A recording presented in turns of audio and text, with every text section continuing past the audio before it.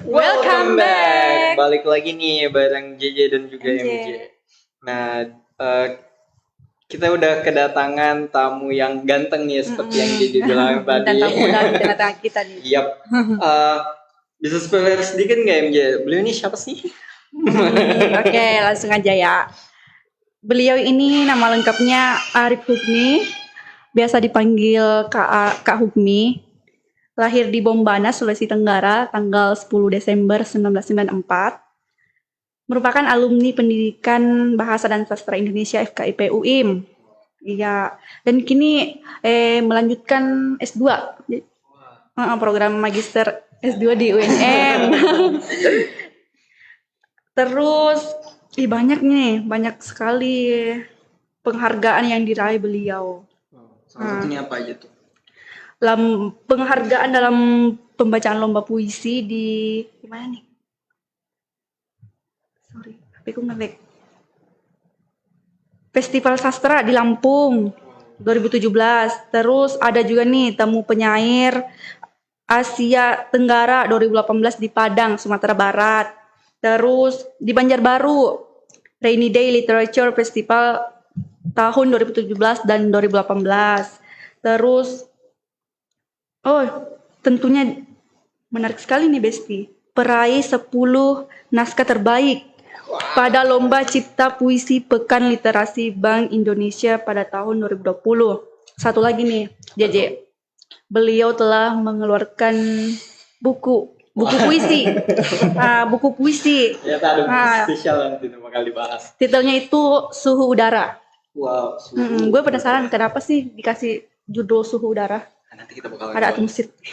Sebelum lebih lanjut nih, mau tanya dulu nih Kak, gimana kabarnya ini puasa di hari ke-7 ini? Alhamdulillah, sehat-sehat secara fisik. Alhamdulillah. Tapi secara mental saya tidak ada. Ada apa ini? Intermes. Ya, semoga selalu diberi kelancaran nih Kak sampai akhir puasa ini. Amin. Dan juga semoga keluarga-keluarga di rumah itu bisa selalu diberikan kesehatan. Sekarang ini apa nih kesibukannya Kak? Oke. Jadi sejauh ini yang kesibukan yang saya jalani adalah menyelesaikan studi menyusun tesis. Kemarin baru saja telah selesai melakukan ujian proposal. Ya, setelah begitu lama. Congratulations Kak Hukmi. Selain itu, selain berkuliah, saya juga sedang menulis satu manuskrip. Mungkin dalam waktu dekat akan terbit, tapi saya belum tahu waktunya itu kapan. Didoain pemirsa secepatnya. Saya Kak Hukmi ini suka banget dengan yang namanya kayak menulis gitu ya Kak. Itu barangkali mungkin selain background pendidikan di UIM di Pendidikan Bahasa dan Sastra Indonesia, pengalaman saya juga waktu SMA barangkali ini juga dipengaruhi oleh orang tua saya yang di rumah kan begitu banyak buku-buku yang untuk anak sekolah.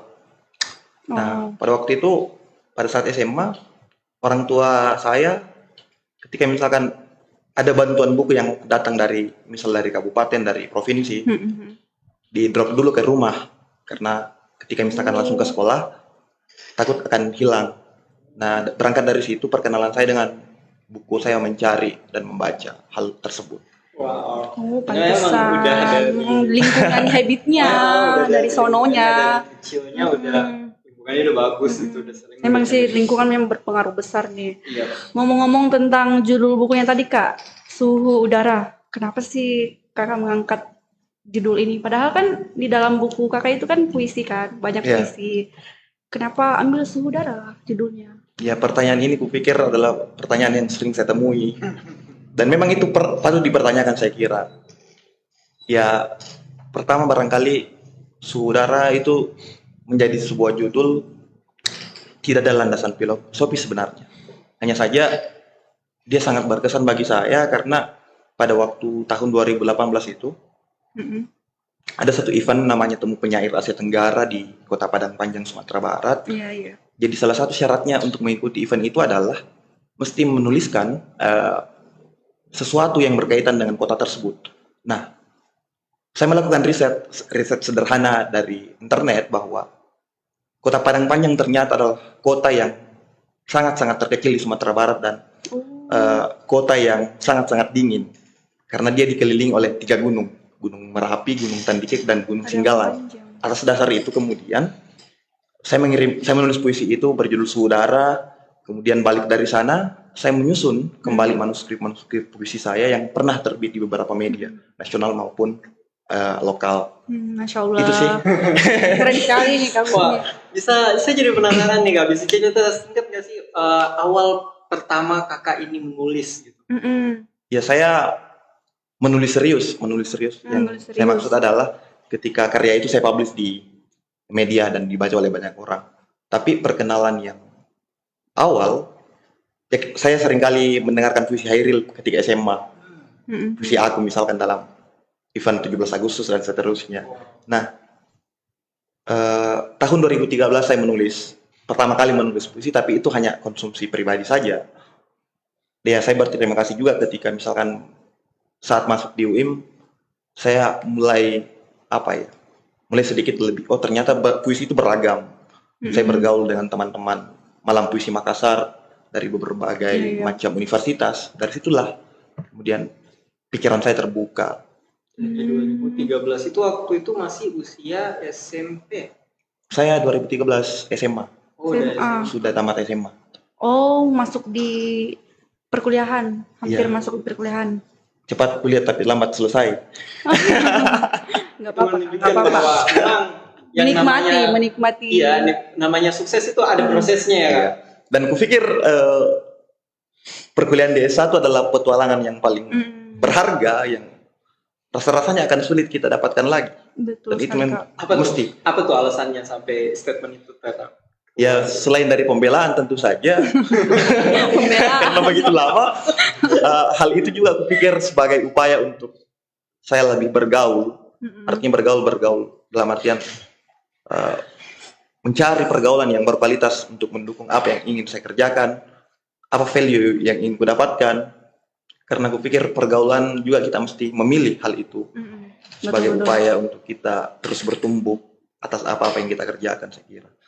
Betul sekali. Bisa cerita sedikit nggak sih Kak tentang apa sih isi ini? Kalau boleh tahu nih isi dari buku Suhu Udara itu apa sih kalau boleh tahu nih? Ya. Nanti nggak mau di spoiler karena nggak apa-apa. Jadi pertama barangkali yang paling saya ingat adalah saya menuliskan satu puisi untuk ibu saya. Karena biar bagaimanapun ibu saya adalah perempuan yang paling hebat, berperan penting dalam kehidupan saya.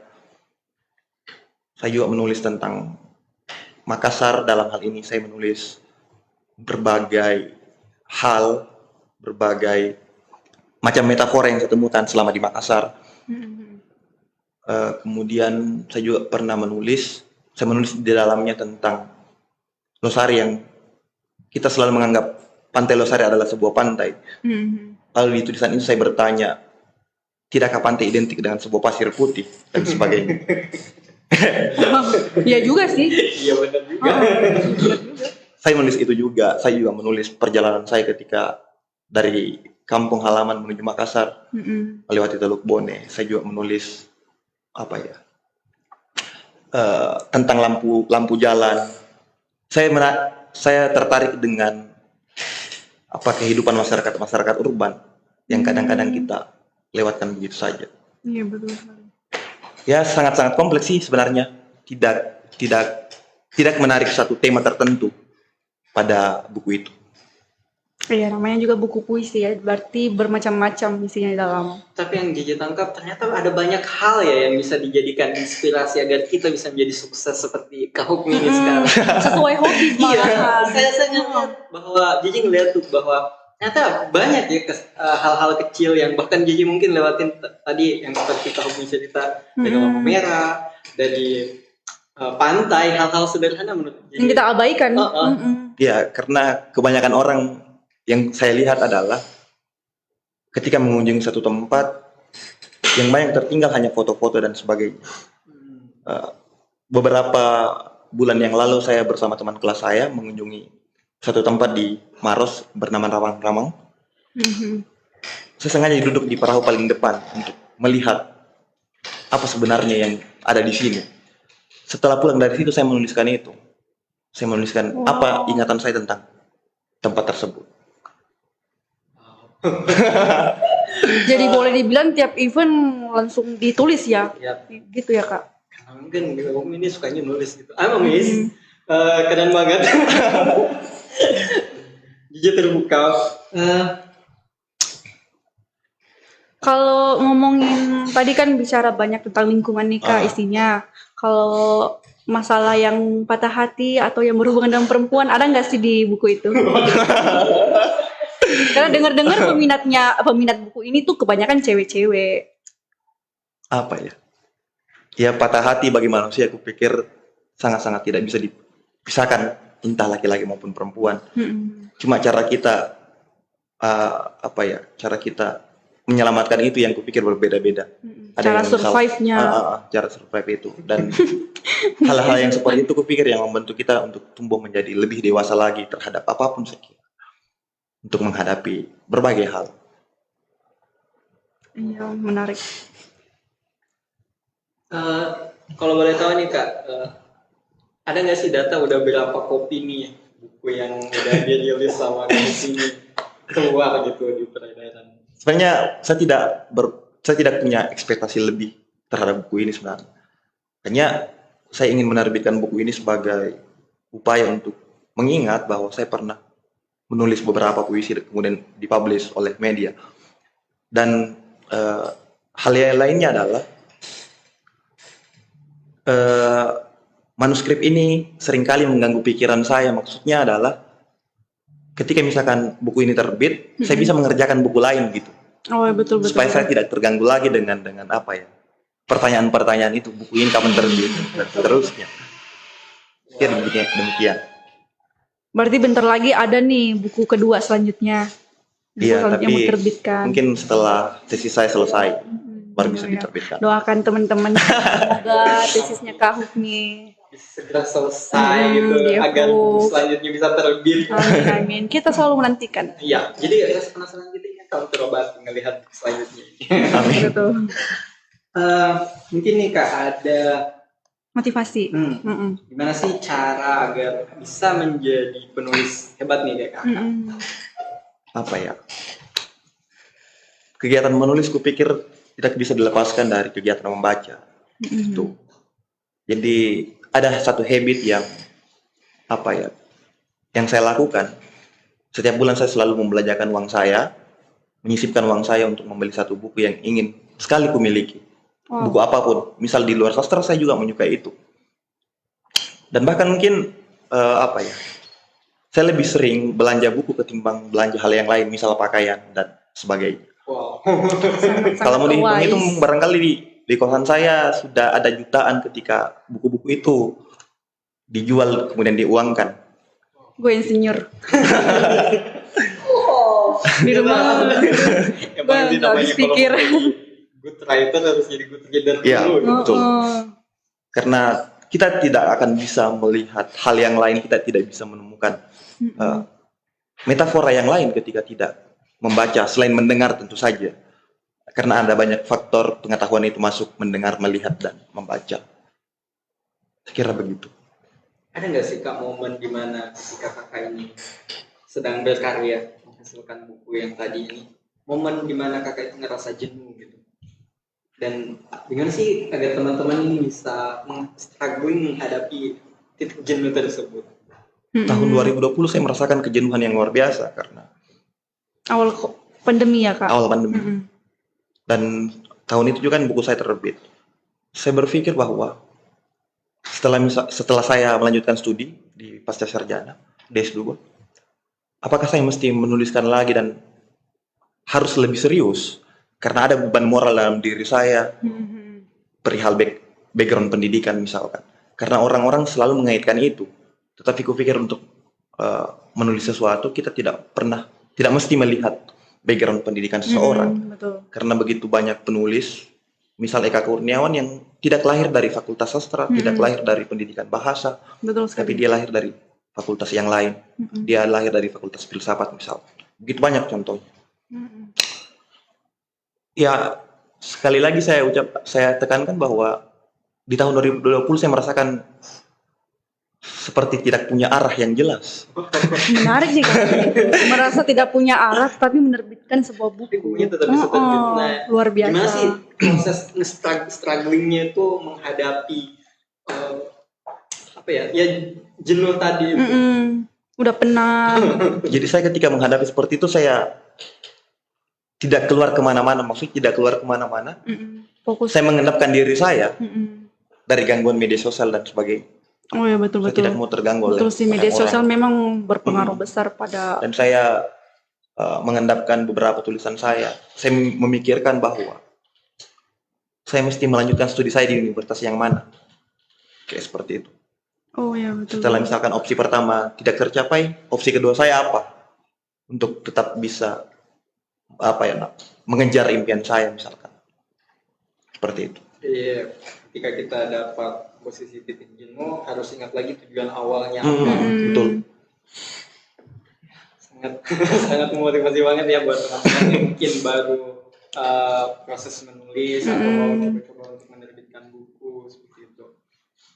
Terus ini nih Kak Hukmi ini kan ketua IKA ya sekarang. Gimana nih Kak? Sudah ada berapa nih alumni dari FKIP UIM? Baik, jadi cerita tentang alumni sebenarnya kan FKIP UIM terbentuk pada tahun 2013. Nah, alumni pertamanya itu tahun 2017. 2017. Jadi sudah beberapa angkatan sampai yang kemarin tahun 2021. Jadi sudah 2017, 2018, 19, 20, 21 sudah 5 angkatan. Termasuk masih baru ya Kak? Ya, masih baru. Tapi tahun depan itu sudah memasuki usia 1 dekade. Sudah 10 tahun FKIP UIM menghasilkan alumni, saya kira. Oh ya. Terus apa nih J? Sebagai alumni nih Kak dari FKIP UIM, apa nih Kak yang paling berkesan dari Kakak tentang fakultas ini, fakultas tercinta? Apa ya? Begitu banyak sebenarnya, tapi saya ingin mengangkat 2 poin saja. Pertama, dosen tentu saja dosennya yang ketika di kampus kita menghargai dia sebagai dosen kita, sebagai orang tua kita. Ketika di luar kampus, saya sendiri bisa merasakan sebagai teman diskusi berbagai macam hal, bahkan sampai ke hal-hal yang sangat-sangat pribadi tentang kehidupan setelah berumah tangga misalkan, seperti itu. Jadi Kemudian yang kedua, dosen-dosen di sini humble ya Kak? Humble. Kemudian yang kedua adalah mahasiswanya tentu saja yang selalu bertanya pada diri saya yang saya temui perihal apa-apa yang ditanyakan oleh JJ tadi juga.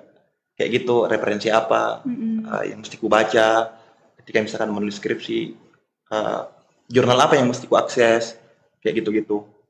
Jadi dia masih melihat bahwa oh ternyata ada seniornya misalkan yang ada sosok punya kompeten, panutan. kayak gitu. Kalau untuk di IKA sendiri nih Kak, apa sih program dari IKA FKIP itu sendiri? Ya bayangan saya sejauh ini, tapi hal ini belum sempat kudiskusikan kepada teman-teman yang lain. Karena saya menganggap hitungan-hitungan saya tahun depan 2023 alumni FKIP sudah memasuki atau usia FKIP sudah memasuki 1 dekade, sudah memasuki 10 tahun. Ketika dihitung dari 2013. Nah, pikir momentum itu sangat-sangat tepat untuk melakukan semacam reuni akbar misalkan, karena sejauh ini yang saya ketahui belum pernah dilakukan reuni akbar terhadap semua alumni di FKIP UI.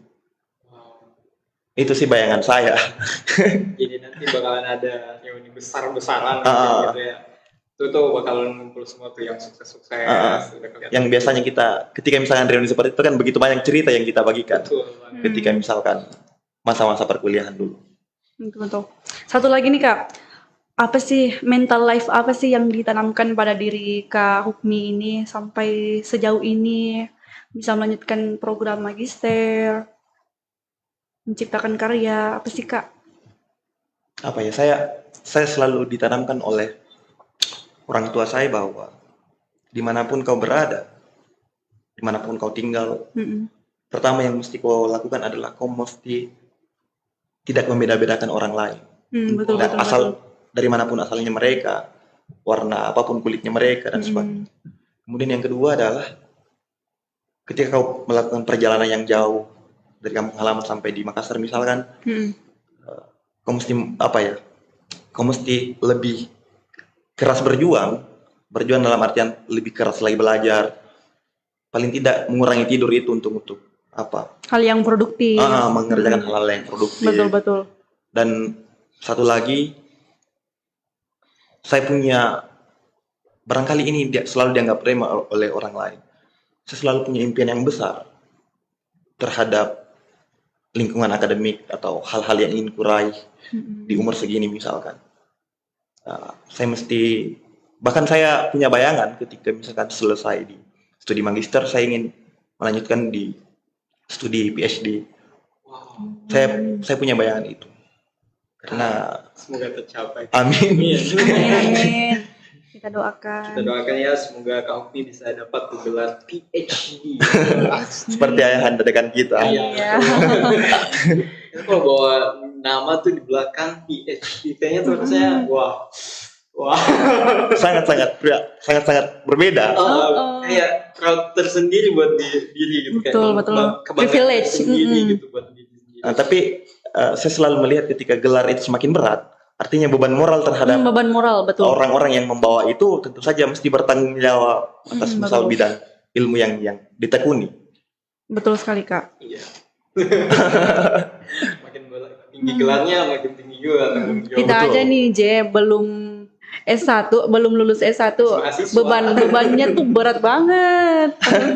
Iya, terkadang tuh orang-orang di kampung ya biasanya tuh melihat mahasiswa tuh sebagai sosok yang harus serba bisa. Iya, betul banget, yang serba tahu segalanya. Bahkan meskipun dia bukan backgroundnya hukum, tapi kalau ditanya mengenai hukum mestinya tahu. Dia tahu gitu. Iya, itu adalah bagian dari stereotip sebenarnya. Stereotip yang masyarakat. Seolah mahasiswa semua hal dia ketahui. Sebenarnya tidak. Alih-alih misalkan bidang studi yang kita tempuh saja, barangkali ada orang yang tidak menguasai hal tersebut. Betul sekali. Apalagi di luar dari bidang studi atau prodi yang dipilih.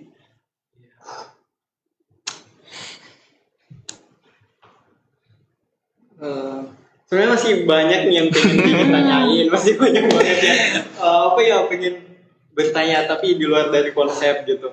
Cuman mungkin kita bakalan ketemu lagi nih Kak di waktu yang lain karena banyak hal-hal yang kita bahas juga hari ini. So itu tadi Kak Hukmi dengan sejuta karyanya, sejuta gelar-gelarnya, dan juga kehebatan beliau. Kita tahu bahwa pencapaian sampai saat ini. Betul banget. Beliau bukan cuma sekedar alumni biasa, beliau juga ketua IKA sekaligus merilis sebuah buku. Jadi buat teman-teman yang ada di rumah nggak usah ragu untuk gabung di UIN. Ternyata di UIN juga ini banyak orang-orang yang berkompeten, banyak orang-orang lahir yang berkompeten seperti Kak Hukmi salah satunya. Ya, saya juga ingin menambahkan dengan konteks yang sama dengan apa yang disampaikan oleh JJ bahwa ruang atau kampus itu tidak begitu berpengaruh terhadap karir seseorang. Betul. Karena dimanapun misalkan kita berkuliah, ketika motivasi dalam diri untuk belajar, untuk apa yang ingin kita raih beberapa tahun ke depan, itu tidak ada, ya nggak bisa juga saya kira. Betul banget.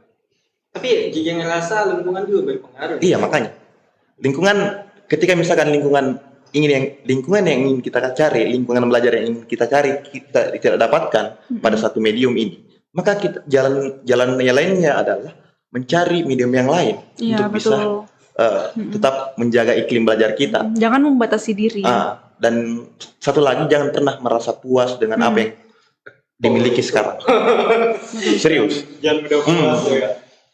Untuk masalah prestasi nih, bukan masalah soal bersyukur ya. Tentu Konteksnya berbeda.